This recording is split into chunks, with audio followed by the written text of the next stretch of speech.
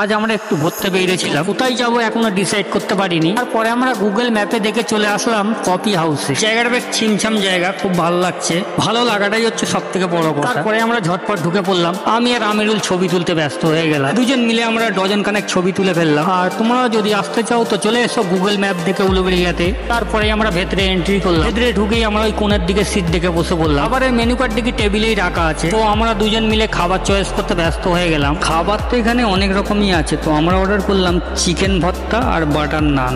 খাওয়া দাওয়া চালু করে দিলাম আমরা। হ্যাঁ, সাথে 3 গ্লাস 7 আপ ছিল। 7 আপ তো আমাদের অর্ডারের মধ্যেই ছিল। তো আমাদের আয়ান ভাই খাবার পরিবেশনা করছে। খাওয়া দাওয়া আমাদের কমপ্লিট হয়ে গেছে। তারপরেই আমাদের 7 আপ গুলো দিয়ে গেল। খাওয়া দাওয়া শেষ করে আমরা চলে এলাম বাথরুম। তারপরে আমরা মুখ হাত ধুয়ে বাইরে চলে এলাম। মিটিয়ে আমি চলে এলাম এই গিটারটার দিকে। গিটারটা নিয়ে একটা ছবি তুলে ফেললাম। তারপরেই দুটো কাকার সাথে দেখা, ওনারা আমার ভিডিও দেখে। ওনার সাথে কথা শেষ করে আমরা চলে এলাম মোগল বিরিয়ানির দোকানে। আমার বাড়ির জন্য বিরিয়ানি নিয়ে যেতে হবে।